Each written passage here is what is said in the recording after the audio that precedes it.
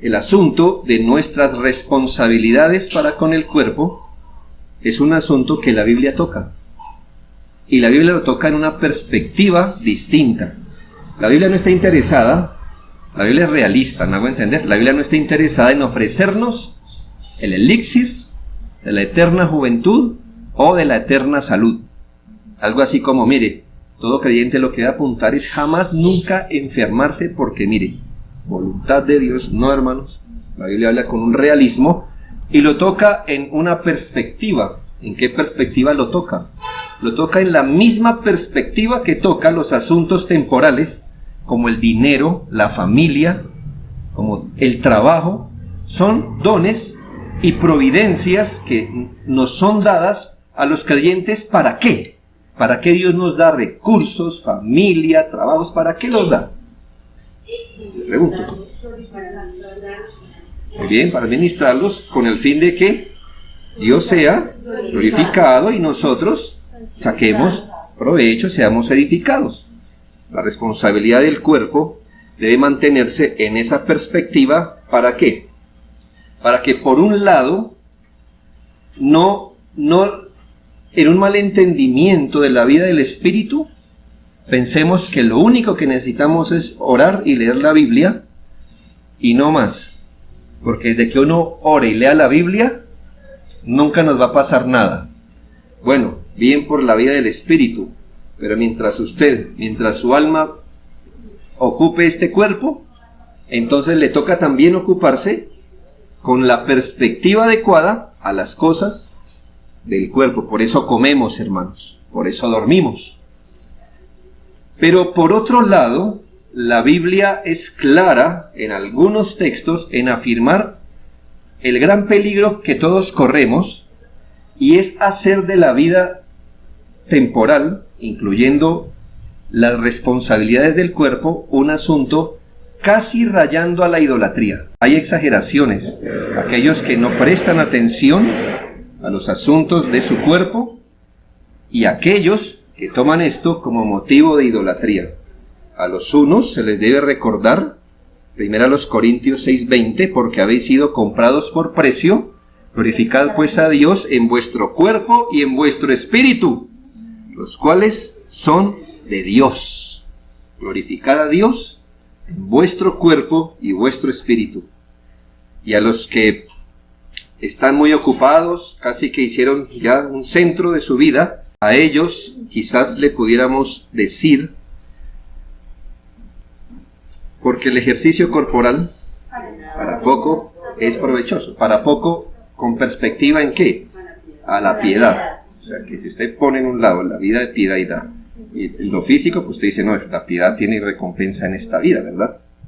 Ahora, hermanos, es bíblico que el Señor mismo lo usa en Efesios 5:29, porque nadie aborreció jamás su propia carne, sino que la sustenta y la cuida. Es un principio general.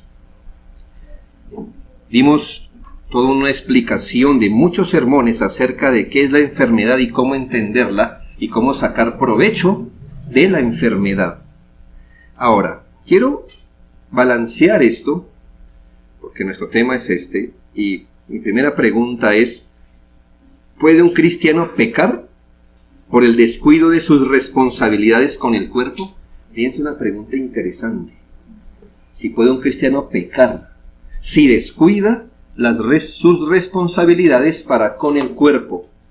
La respuesta es sí, puede hacerlo. Estas cosas, hermanos, no nos deben parecer extrañas. Estamos en un mundo caído, con un cuerpo débil, con un cuerpo predispuesto a la debilidad. Y si bien debemos darle prioridad y enfatizar, por supuesto, la vida del alma, debe usted saber que mientras tengamos este hombre exterior, usted no tendrá vida del alma fuera del cuerpo que tiene. ¿Me hago entender? Es decir, ¿cómo ora usted? Usted no tiene una experiencia de alma cuando ora, sino que su alma está haciendo uso pleno de su cerebro, al menos de su cerebro. ¿Me hago entender? Usted dice, bueno, estoy quieto y estoy orando mentalmente. ¿Qué órgano al menos está usando el alma para poder orar? al menos su cerebro. Lo que quiere decir que si hay afecciones a ese nivel, ¿qué va a pasar con su vida de oración? Se va a afectar, no que no pueda, pero se va a afectar. ¿Ya? Entonces, si tuviéramos la capacidad de sacar el alma en un tarrito y desarrollar la vida del alma fuera del cuerpo, pero no es así. Lo que pasa es que cuando hay una afección, por ejemplo, una prueba que afecta a nuestro corazón, porque toda experiencia que tengamos hasta que el Señor redima nuestros cuerpos va a estar afectando todo, y entonces, hermanos, la enfermedad, al hacer parte de nuestro hombre exterior,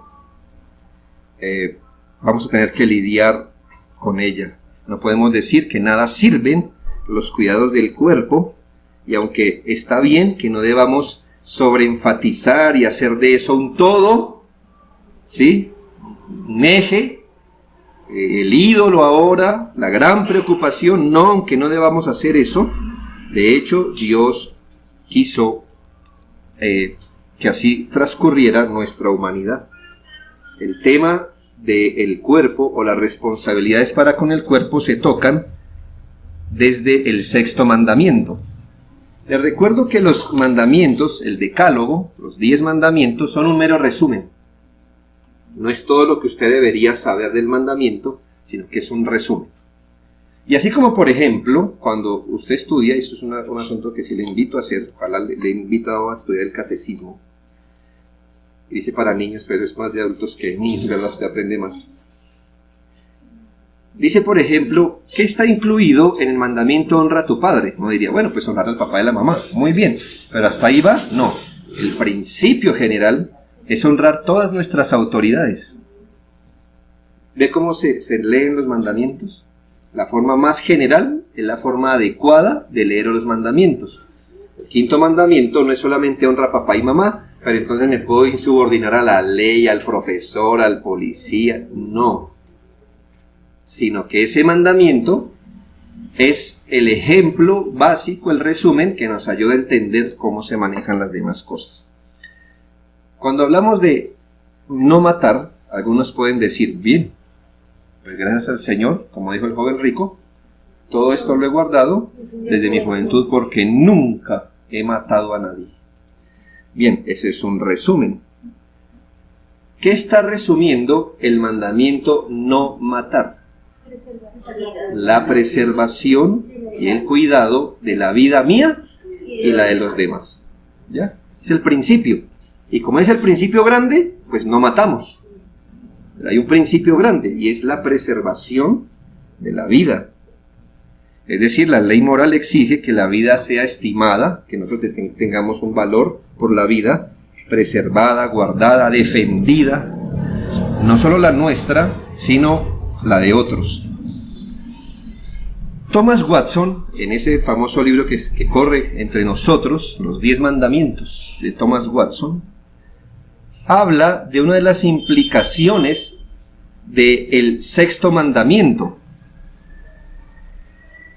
Y él dice, de una forma indirecta y accidental se puede dañar el cuerpo y por lo cual transgredir el 6.º mandamiento por 2 causas. 1, cuando alguien corre un peligro que puede evitar. Dice, si una compañía de arqueros, de los que tiran flechas, estuviera disparando y uno se interpusiera en el curso de las flechas, de tal forma que lo mataran, sería cómplice de su propia muerte. En la ley de Dios, Dios obligaba al leproso a mantenerse encerrado para no contaminar a otros. Si alguien es tan presuntuoso como para acercarse a un leproso y contagiarse de lepra, podría culparse de su propia muerte. Claro para nosotros, ¿verdad? Hasta hace un año. Si usted tiene lepra, debo hacer misericordia con él, pero no iré allí a contagiarme, porque entonces seré culpable de lo que me pase a mí. La buena intención de la obra no me protege de la imprudencia, ¿verdad? Tenga eso en mente. ¿Cómo más se transgrede el mandamiento? En cierto sentido, alguien puede ser culpable de su propia muerte si descuida los medios para conservar la vida. Así que si Dios ha puesto medios para preservar, conservar, cuidar la vida, y usted no los toma, usted es culpable de transgredir. Si el enfermo, dice él, no utiliza remedio alguno, si se le ha infligido una herida y no la venda, estará cortejando la muerte. Dios ordenó a Ezequías que se pusiera masa de higos en su llaga. De no haber hecho eso, habría sido el causante de su propia muerte. Sí es pecado, hermanos, desatender. No cuando se hace de forma, ¿qué le digo yo? Digamos ignorante o desprevenida, porque eso está todavía contemplado. Pero, hermanos, cuando Dios nos da medios, Dios pone delante de nosotros ciertos cuidados y nosotros por imprudencia nos exponemos o los buscamos o no tomamos los medios que Dios ha puesto para sostener o mantener o preservar o cuidar nuestra salud, pecamos. No solo pecamos por esto, sino también pecamos, es decir, pecamos por transgredir el mandamiento, pero segundo, pecamos por tentar a Dios. Recuerdo el episodio del Señor cuando Satanás lo lleva a la cumbre de un monte y le dice, bueno, échese de aquí abajo porque escrito está, a sus ángeles mandará cerca de ti que te guarden y en las manos te sostendrán para que no tropieces con tu pie en piedra. Y respondió Jesús a Satanás y le dijo, no tentarás al Señor tu Dios. Ahora, usted que ha estudiado el pasaje sabe que Satanás citó la escritura. Y entonces estaba diciendo Jesús que esa escritura es falsa. No, estaba diciendo que usted no puede levantar un principio bíblico afectando otro. Si usted levanta un principio bíblico en detrimento de otro, hay un problema. A esto el Señor le dice, bueno, eso está bien. Yo creo que el Señor vivió a la luz de ese texto, pero lo que le pedía a Satanás era tentar al Señor. Es decir, ya que tienes fe en Dios, ya que Dios es tu Padre, tú puedes hacer cosas imprudentes, aún así Dios te va a guardar. La respuesta del Señor es, así no funcionan las cosas. No tentarás al Señor tu Dios. Es un pecado tentar a Dios según nuestro Señor Jesucristo. Yo sé que el texto de la tentación no fue pensado para hablarnos de las enfermedades, pero bien me sirve para apoyarme en este principio, que nosotros, por ser temerarios, osados, a veces pretendemos presionar a Dios con la fe para que cuide a un individuo o nos cuide a nosotros y nos preserve de los actos imprudentes. Cuando eso hacemos, estamos tentando a Dios. Es decir, vamos a botar de este acantilado abajo. Yo confío en Dios, Él me librará de las consecuencias de mis actos. Si confías en el Señor, puedes ser imprudente a lo que el Señor dijo, como confío en el Señor, hago lo que Él manda. ¿Ya? Hago lo que Él manda. Dios ha prometido la compañía a su pueblo, ha dado su palabra para instruirnos, y por eso la mejor manera de expresar confianza es obedecer su palabra. Esa es la mejor manera de decir confío en Dios. Imagine que un hombre tiene una herencia y tienta a Dios apostándola, afirmando que él cree en el poder de Dios para cuidarlo. Lo más seguro es que la pierda, porque Dios jamás se comprometió a respaldar todas nuestras decisiones, ni menos cuando éstas están sin fundamento bíblico. En el caso de la salud, mucha gente tienta a Dios y se escudan en su fe, pensando que Dios respaldará sus acciones imprudentes e insensatas. Hemos sabido de personas que dejaron morir a sus familiares por negarles transfusión de sangre. No. Sangre de Cristo tiene poder. Otros se niegan a acudir a los medios que Dios ha establecido para la preservación de la vida, y todo esto a nombre de que creo en Dios. Quizá lo que exista en su corazón es ese concepto de la fe que obra como contrario a los medios que Dios ha puesto. Es decir, la fe se demuestra en la manera que yo voy en contra de los medios que Dios ha puesto. Les expliqué la otra vez, ¿no? La fe cómo opera, precisamente aplicándose a los medios. Entonces, pero se piensa que la fe es: no voy a sembrar, no voy a arar, no voy a regar y tendré una cosecha. Para muchos eso es fe. Para otros que hemos entendido mejor la palabra, fe es: haré todo eso y reposaré en el Señor, y cualquiera que sea su respuesta la aceptaré con paz. Recuerde que la fe sin obras es muerta, es decir, no es una verdadera fe. El tercer asunto es pecar por el caso del empirismo. Voy a usar esa palabra, es una palabra rara, empirismo, pero no se deje llevar. El empirismo es muy amplio, es hasta una corriente filosófica, pero no la vamos a tocar por ese lado. Vamos a tocar el empirismo como todo aquello que está basado en la experiencia y en la observación. Entonces, todos somos empiristas desde pequeños. El empirismo viene con nosotros, hace parte de lo que nosotros somos, y ser empírico no siempre es malo. Hace parte de nuestra humanidad, observar, mirar, sacar conclusiones. Y yo no tengo que tomar un curso de química para decir: mejor no meto el dedo en la candela. ¿Verdad? ¿Por qué? Porque nuestra experiencia, en ese caso, es suficiente para darnos una buena lección. Y gloria a Dios por esto. Así que no vamos a decir que todo el empirismo es malo. Pero, ¿qué ocurre? Que hay asuntos donde el empirismo no solo es imprudente, sino malo.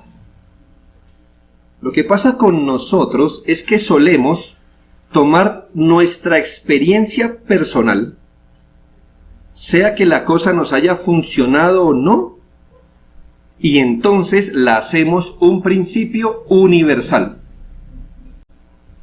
Póngase a pensar en la mujer acostumbrada hace medio siglo a salar la carne en ausencia de refrigeración moderna.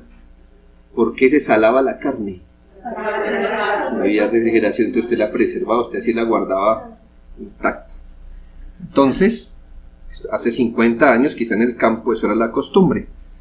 El hijo de la señora vio que así es, pero el hijo hoy vive en la ciudad, es un ingeniero, un abogado, tiene su nevera, pero él cada vez que compra la carne la sala y la mete a la nevera. Y se le pregunta: no, ¿y por qué sale la carne? Porque la carne así se preserva. ¿Qué le diríamos a él? Bueno, sí, se preserva, amigo. Pero para eso tiene la nevera, ¿verdad? ¿Qué está haciendo este hombre? Él no hace preguntas. Aprendió por la experiencia y por experiencia ajena que la mejor manera de preservar la carne es salándola. Tiene un refrigerador, tiene un congelador, pero lo sigue haciendo. Como le digo, a veces no es malo esto y a veces es inofensivo, porque si él sigue haciendo eso, pues ¿qué más da? Va a gastar más sal innecesariamente y va a tener que hacer otros procesos. Pero no es así en todos los casos, ¿no? A veces el empirismo no es inofensivo, sino que a veces la experiencia personal se pone por encima de verdades objetivas. Los asuntos de la vida son muy complejos y para eso existen los principios, las leyes reales. ¿Entiende qué es algo objetivo y algo subjetivo? Miren, algo objetivo es lo que pasa fuera de nosotros y que es verdad. Creámoslo, no lo creamos, nos afecte o no nos afecte. Eso es algo objetivo. algo subjetivo, es algo que me afectó a mí. Mire, usted dice, pero yo me siento bien. Le sacan un examen de sangre y dicen, todo está alto, el azúcar, triglicéridos, todo está alto, pero usted dice, pero yo me siento bien. Entonces, todo el mundo se equivocó, el doctor, la sangre, los exámenes, el laboratorio, todo. Hermano, ¿cuál es la verdad objetiva? La objetiva. Mire,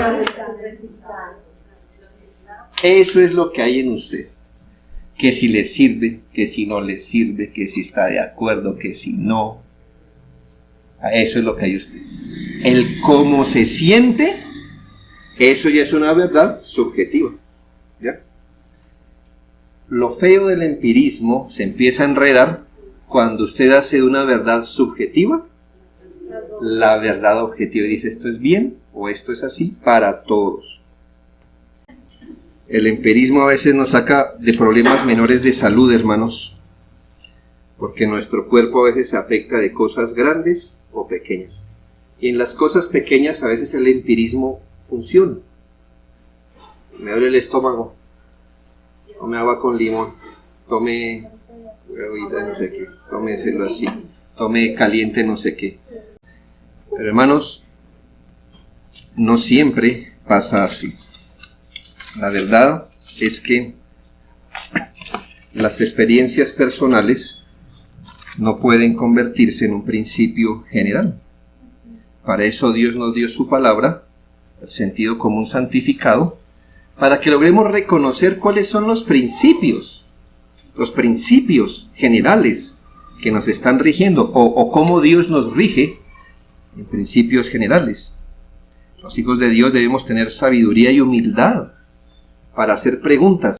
Cristianos han obrado de forma insensata y temeraria solo por poner su propio criterio en lugar el de la palabra de Dios y el de su propia experiencia por encima de lo que es general.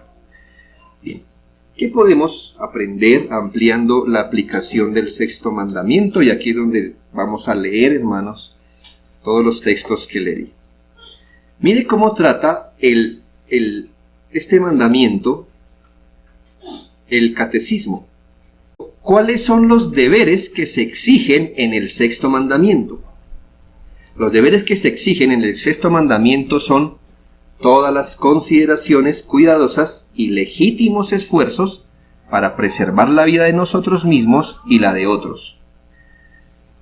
Nos da, por ejemplo, Efesios 28-29, donde dice la segunda parte, porque nadie aborreció jamás su propia carne, sino que la sustenta y la cuida. ¿Sí nota el cuidado allí de la vida?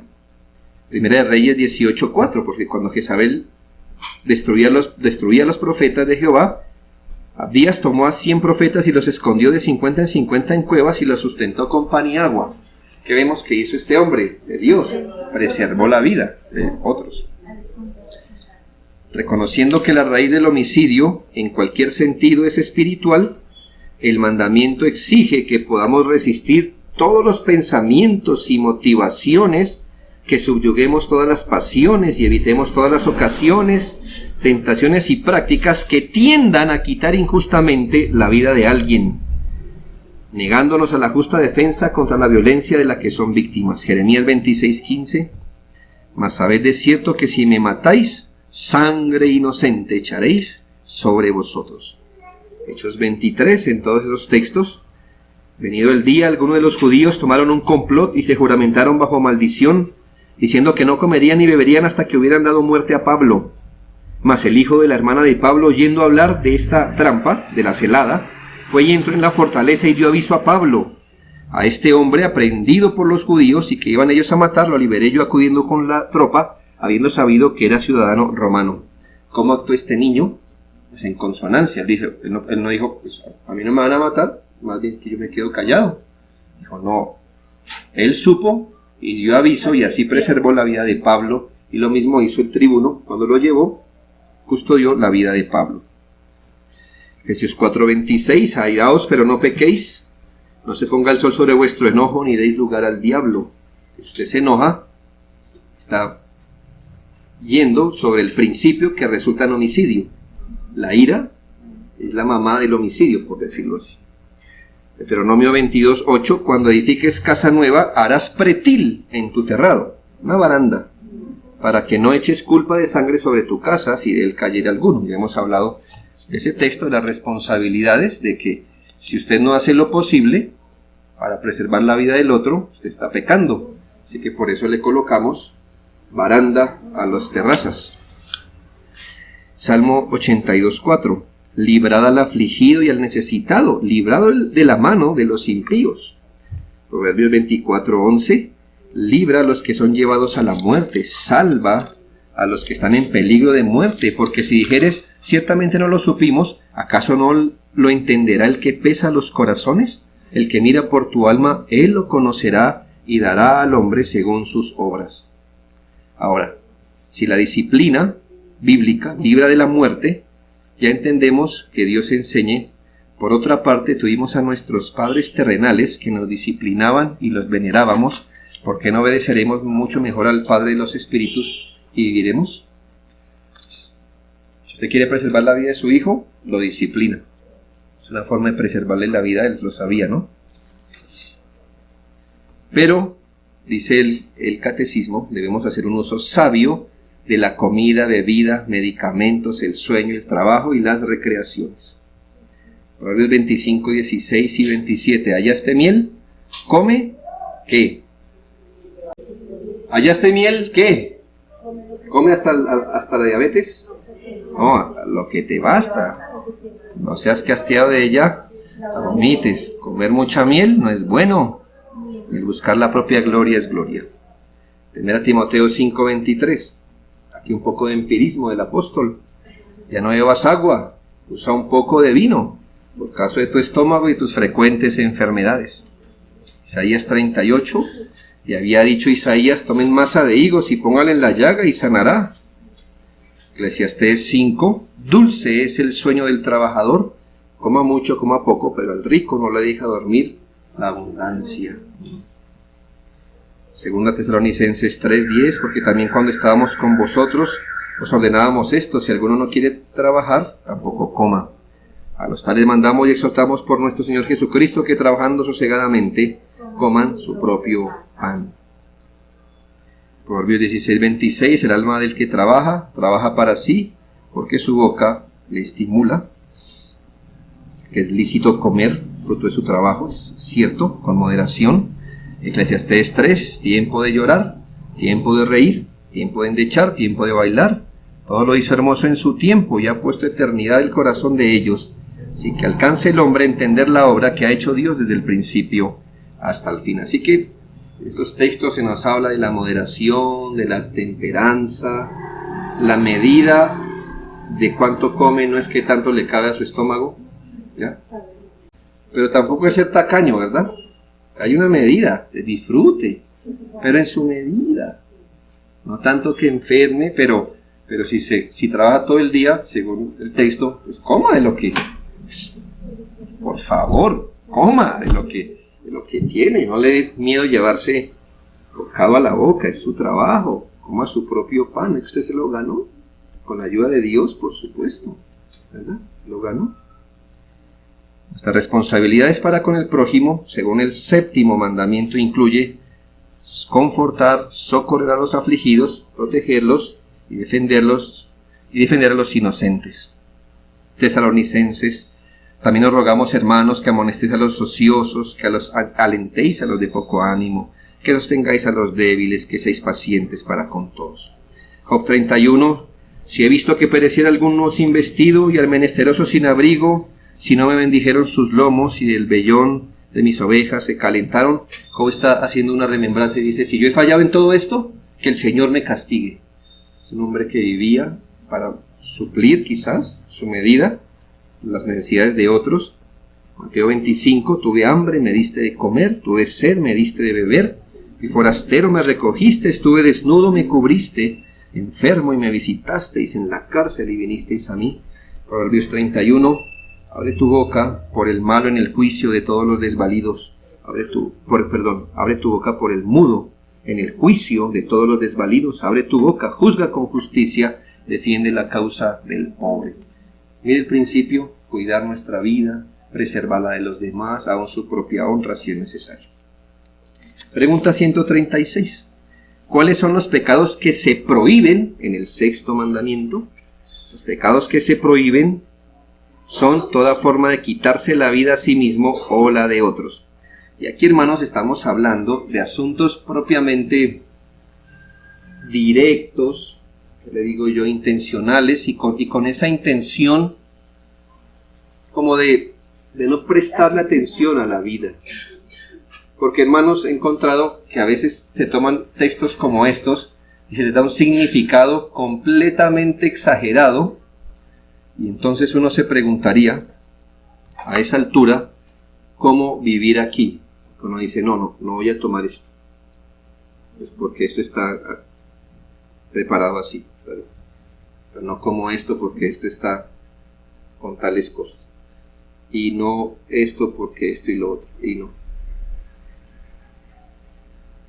Si así medimos todo a un nivel ya supremo de exageración, entonces no va a tomar agua, porque el agua alguna cantidad de plomo tendrá, y los plátanos algún químico tendrá, y todo tendrá, y que el aire tiene, y que todo tiene. Entonces, hermano, ¿dónde quiere vivir?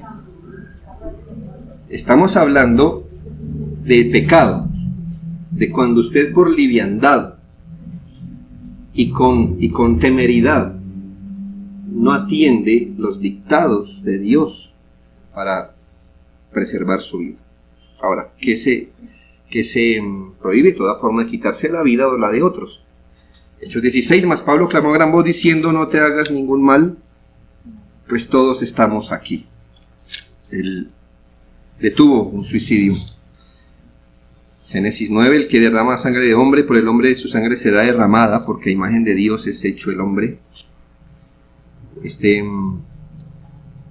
La institución de la pena capital, no por mano propia, pero ya después miramos el ejercicio de la justicia pública, de guerra legítima, la necesaria defensa. Son excepciones, aunque ninguno que quisiera estar allí para vivir en la excepción. Sí, hay excepciones, ¿no? Guerra legítima, los que han prestado servicio han tenido que combatir con la guerrilla, están amparados. Pero usted no quisiera estar ahí, ¿verdad? Pero están parados. Defensa propia, pues todos defenderíamos nuestra vida, pero no quisiéramos estar en un lugar donde nos toque o mi vida o la del otro. Números 35, y no tomaréis precio por la vida del homicida, porque está condenado a muerte. Es decir, él no podía ser redimido. No debería haber una paga, una fianza para librar a un homicida. Eso es bíblico. Creo en la pena de muerte con todo mi corazón. No contaminaréis la tierra donde estuviereis, porque esta sangre amancillará la tierra. Jeremías 48, maldito el que se hiciera indolente, el que hiciera indolentemente la obra de Jehová, y maldito el que detuviere de la sangre su espada. Éxodo 22, si el ladrón fuera hallado reforzando una casa y fuera herido de muerte, el que lo hirió no será culpado, pero si fuera de día, el autor de la muerte será reo de homicidio. Tiene una explicación. Pues eran épocas donde no había luz de casa. Entonces usted en la noche estaba en completa penumbra, y si alguien entraba furtivamente a la casa, usted no sabía nada, quién era, cómo tocaba a usted defender lo suyo. En caso que lo viera, pues entonces usted podía al menos identificarlo y denunciarlo, y me voy a entender. Por eso, si lo veía, no lo podía matar. Pero si era a oscuras, vaya con todo. Pero eso nos da una medida, ¿no? Es decir, que aunque en algunas circunstancias se pueda, nuestro camino allí no debería ser tan fácil. También está prohibido por el mandamiento descuidar o retirar los medios legítimos necesarios para la preservación de la vida. Hoy se le da un nombre a esto, se llama eutanasia. cuando usted le retira a un individuo los medios legítimos para preservar su vida. Hay una línea compleja, porque a veces lo único que mantiene una persona viva es una máquina. Pero hay otras cosas donde el individuo tiene vida, la persona dice no quiero seguir luchando, y la familia y todos se ponen de acuerdo y dice pues desconectémoslo y ya lo dejamos morir, dejémoslo morir. Eso es prohibido. No podemos descuidar o retirar los medios legítimos para preservar la vida. Porque tuve hambre, me diste de comer, etc. Santiago 2. Si un hermano o una hermana están desnudos y tienen necesidad de mantenimiento de cada día, y alguno de vosotros les dice id en paz, calentados, saciados, pero no les da las cosas que son necesarias para el cuerpo, ¿de qué aprovecha? Eclesiastés 6. Hay un mal que he visto debajo del cielo, muy común entre los hombres, el del hombre a quien Dios da riqueza y bienes, honra, y nada le falta de todo lo que su alma desea, pero Dios no le da facultad de disfrutar de ello, sino que lo disfrutan los extraños. Es vanidad y mal doloroso. Yo me salté el catecismo, es largo, pero el último párrafo dice: reconocemos que la falta de moderación en lo legítimo puede dañar el don de la vida. Por eso la palabra de Dios prohíbe el uso inmoderado de la comida, la bebida, el trabajo y las recreaciones. Mirad, Lucas, también por vosotros mismos, que vuestros corazones no se carguen de glotonería y embriaguez, y de los afanes de la vida, y venga de repente sobre vosotros aquel día. Hermanos, nosotros tenemos un límite. Romanos 13, andemos como de día, honestamente, no en glotonerías, no en borracheras. O sea, la glotonería es el exceso de la comida y la borrachera el exceso en la bebida. ¿Cuál es la diferencia entre un glotón y un borracho? Eclesiastés 12, ahora hijo mío, a más de esto, sea amonestado, no hay fin de hacer muchos libros, y el mucho estudio es fatiga de la carne. Que nos está diciendo los malos estudiantes, mírelo, ahí está, el mucho estudio. Aquí está hablando de ese estudio al nivel que se dio Salomón, que ya se estaba perturbando por querer conocer las cosas exhaustivamente. Eclesiastés 2, porque ¿qué tiene el hombre de todo su trabajo y de la fatiga de su corazón con que se afana debajo del sol? Porque todos sus días no son sino dolores y sus trabajos molestias. Aún de noche su corazón no reposa. Esto es vanidad, o sea que está mal esto. Involucrarse en las cosas de la vida de tal forma que hasta el sueño se le vaya. Está mal. Isaías 5, y en sus banquetes hay arpas, vihuelas, tamboriles, flautas y vino, y no miran la obra de Jehová ni consideran la obra de sus manos, etc. Es un buen estudio que deberíamos hacer todos para mirar cómo los mandamientos abarcan. Bien, yo termino con esto. ¿De qué manera podemos ser buenos mayordomos del don de la salud? Bueno, por principio, hermanos, nosotros debemos ser buenos mayordomos de todo lo que el Señor nos da. Hermano, es bueno atender el trabajo, pero usted puede atenderlo de forma desmedida y eso que es bueno se vuelve malo. Usted puede amar a su familia y cuidarla, pero si el cuidado y el amor por su familia pasan un límite, eso que es bueno se convierte en malo, y debemos ser mayordomos de nuestra salud, pero hay una manera de ya un cuidado exagerado que se convierte en algo malo. Pero, hermanos, por principio, todos nosotros debemos darnos a los medios por los cuales nuestra salud sea mantenida, nuestra vida preservada. Este es el principio, o un principio. ¿Cómo administrar bien nuestra salud? Hermanos, dándonos a los medios que Dios puso para preservar nuestra vida y nuestra salud. Por supuesto, hermanos, que dándonos a ellos, confiando en el Señor, pero dándonos a ellos. No queremos tener la salud perfecta, no le apunte a eso. La salud perfecta no existe. No existe. Digamos salud aceptable o un grado de salud que le permita desarrollar la obra de Dios que usted debe hacer. Dios es libre de dejarnos afrontar enfermedades permanentes, algunos será su providencia, crónicas o incurables. En tanto que así sean sus propósitos para nosotros, Dios adelanta su obra en medio de nosotros, en medio de una enfermedad. Gloria a Dios. En otros casos el Señor no quitará, escuche bien esto, en otros casos el Señor no quitará las consecuencias de haber dañado por ignorancia o malicia nuestro organismo. Lamentablemente algunos que han incurrido en excesos llegan a Cristo, el Señor los perdona, les da gracia y fortaleza para soportar todo, pero hermanos, las consecuencias les quedan y generalmente, tómelo como un milagro si no, pero generalmente Dios no quita esas consecuencias. ¿Qué debe hacer un cristiano allí? Pues hermanos, arrepentirse de su mala mayordomía, buscar aliviar los efectos de su mal, fortaleciéndose en el Señor. ¿Qué más puede hacer? Pero Dios le ayuda, así que adelante.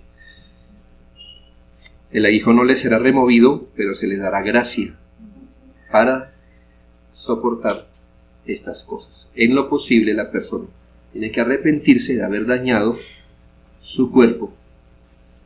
Debe aliviar los efectos de su mal y debe fortalecerse en el Señor.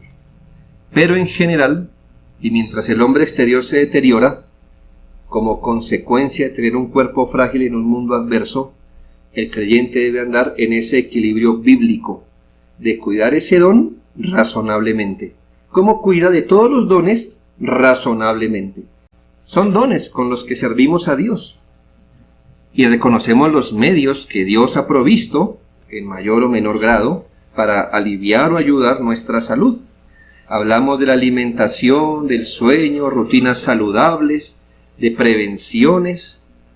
En casos donde la salud se ve fracturada, los cuidados, las medicinas y los médicos. Estos medios son de la gracia común. ¿Por qué sabemos que son de la gracia común? Porque le aplican a todo hombre.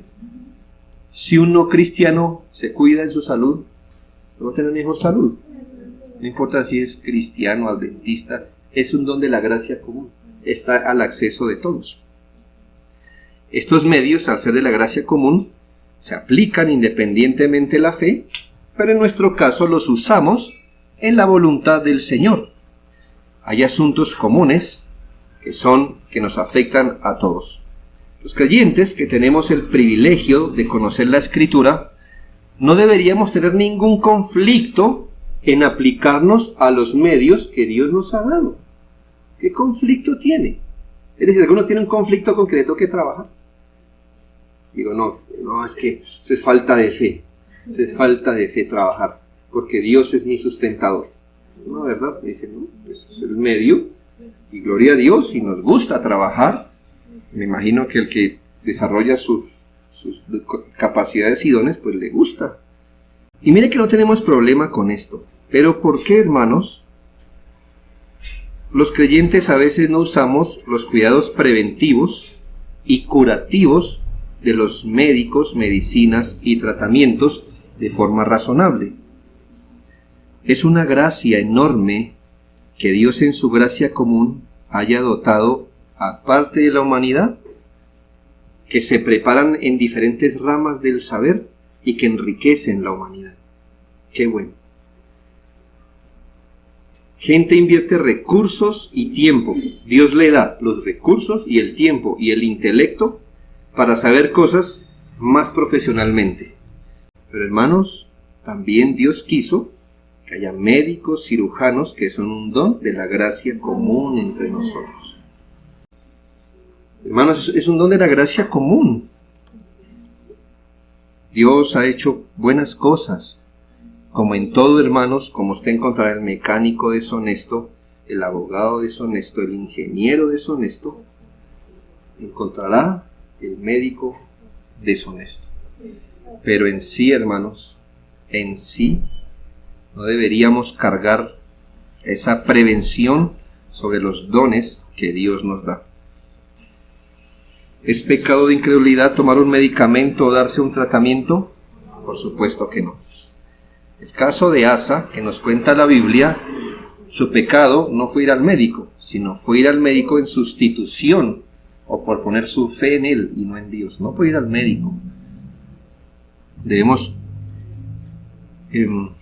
entender, mire que el mismo Señor, para ilustrar un punto, dijo esto: los sanos no tienen necesidad de médicos, sino los enfermos. El mismo Señor lo dice. Es decir, si está enfermo, para el Señor era muy claro: si está enfermo, vaya al médico. Son los que tienen necesidad, vaya. Mire que muy poco se nos dicen las profesiones de los creyentes, pero hay un reconocimiento por Lucas. En Colosenses 4:14 se le llama el médico amado. Si fuera algo ilegítimo o algo malo, ya no le vamos a mandar saludes así. En Timoteo, aunque sabemos que Pablo no le recetó, no le hizo una receta médica, al menos sí acudió a lo que era común, algo de la gracia común, y le exhortó a Timoteo a que no tomara agua, porque no era potable, sino un poco de vino, por su estómago. Era un hombre de estómago delicado, como todos los pastores. No conozco uno que no tenga un estómago al revés. Ahora bien, seguramente los creyentes nos afanamos cuando tenemos un enfermo, un familiar, un hermano, un conocido, y es común encontrar que en este afán nos volvemos médicos para otros, según la sabiduría popular y el empirismo. Hay un círculo pequeño donde esto funciona, como le digo. Pablo le dice a Timoteo: beba un poco de vino, moderado. Hay algo sencillo que lidiar, pero es necesario advertir lo siguiente, hermanos: que lo que es bien una vez o en algunas veces no es bien siempre, ni todas las ocasiones. Es necesario advertir que a menos que tengamos un conocimiento acertado de las dolencias, conocimiento de los principios objetivos, de normas válidas, esta sabiduría popular debe darle paso al conocimiento especial de quienes han dado una década de su vida para entender el cuerpo humano y las dolencias. Al menos. La automedicación es tan popular, hermanos, que a veces no reparamos el riesgo que abordamos al hacer. Muchas veces y en ciertos contextos, los médicos ya nos generan confianza, lo sabemos, tenemos un sistema de salud mediocre más o menos. Y usted hace todo eso para que ya sepa lo que le van a recetar. Usted dice: pues me ahorro 5 días y yo mismo voy y me tomo el acetaminofén. Como le digo, en un círculo restringido, una dolencia menor, pero hermanos, esto ha creado una cultura en nosotros a la que le debemos poner mucha atención. Remedios caseros o medicamentos que le funcionaron a usted, usted se verá tentado a ser el médico para los suyos. Esto tiene un límite y por amor a los demás debe tener un límite. Debemos ser cuidadosos para no llegar a faltar al mandamiento, provocando más enfermedad en alguien y mucho más agravando su situación, o involucrándonos en una rama del conocimiento que no tenemos. Debemos ser humildes, hermanos, y con buen juicio. Piense en esto. Quiero dar un panorama. Hay, por ejemplo, enfermedades por virus y otras por bacterias. ¿Las puede distinguir? Sabemos que las enfermedades tienen síntomas, pero no todos los síntomas, por parecidos que sean, señalan hacia una misma enfermedad. ¿Sí? Hermanos, cuidado con volverse el doctor de la familia. No todos los dolores de cabeza tienen el mismo origen. Puede ser desde una mala acomodación en la noche, estrés, mala digestión, puede ser cáncer de cerebro y usted no lo sabe. Puede estar a esto de morir. ¿Cómo lo sabe? ¿Cómo lo sabe? Pero como somos ya, como me funcionó a mí, y como a mí cada vez que me duele de cabeza me tomo agua con limón y me pasa. Entonces quiere decir que a todos nos sirve. Cuidado, hermano. Los síntomas deben ser aliviados. Por eso usted le da un remedio para quitar la tos. Junto con otras cosas que le dan. ¿Para qué? Para tratar la causa y el síntoma. La fiebre hay que quitarla, de hecho. Pero al mismo tiempo deben prestar atención a la causa. Si a esto se le añade que no todos los organismos son iguales, que las medicinas se administran según el peso, la edad y a veces hasta el sexo de la persona, entonces no seremos tan ligeros en recetar a otros. Si consideramos que hay enfermedades donde las plantas medicinales por sí mismas no atacan la enfermedad, quizás sean coayudantes, pero no son la cura, entonces no seremos apresurados en reemplazar un antibiótico por un té. No debemos olvidar que hay también organismos que hacen resistencia a una medicina, y eso es más común hoy. Si además recuerda que hay enfermedades que van mutando, o que son de características particulares, que cada cuerpo puede recibirlo diferente, el asunto se complica para recetar, ¿no cree? Solo le quería dar unos ejemplos. No para que todo sea el médico, pero hay situaciones donde podemos decir, metafóricamente, tome un poco de vino a causa de la enfermedad. Y hay condiciones donde usted dice, no más, esto, vaya al médico, hágaselo. La buena intención no es suficiente para reposar tranquilamente cuando por ignorancia una enfermedad se agrava. Hay que advertir que un individuo puede acarrearse hasta problemas con la ley por haber omitido la ayuda profesional y haber dañado la salud de alguien. Así que, hermanos, termino con esto. Tenemos serias responsabilidades con nuestra salud, digo razonables. Nos toca aprendernos a mover, hermanos, entre muchas cosas.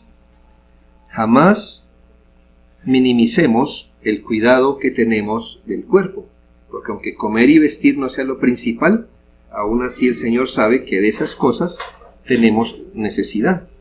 Los cuidados del cuerpo no van a detener las enfermedades ni la muerte. Van a ayudar, pero al menos van a testificar que somos obedientes al Señor. Hermano, aquí nada se asegura el 100%. Así que si usted hoy pasa la enfermedad, la pasó la de hoy. No sabemos. Puede ser que nos encontremos al final de nuestros días en el lecho de enfermo junto con el que fue un pésimo mayordomo de la salud. Y usted dirá, entonces, ¿cuál fue la diferencia? Yo administré bien mi salud y este está ahí con la misma edad, quizá más viejo que yo. Estamos ambos en el lecho de muerte. ¿Cuál será la diferencia? Varias. Uno, la conciencia, hermano, eso no lo paga nadie. Que a usted no le gustaría afrontar sus últimos días diciendo, esto fue por mi culpa. Y no, Señor, tengo la conciencia de que hasta donde me fue posible, me cuidé, lo que fue razonable, no exagerado, pero no descuidado, y aquí estoy. En cuanto esté en mi responsabilidad, no quiero eso. Usted no lo debe querer para los suyos, ser una tristeza. Así que, hermanos, eso empieza hoy, pero si tiene usted que lidiar con un enfermo, hágalo. Dios nos enseña muchas lecciones cuando tenemos enfermos y nos damos cuenta que la vida ideal no es. Nos toca aprender a vivir con todo esto por la gracia del Señor.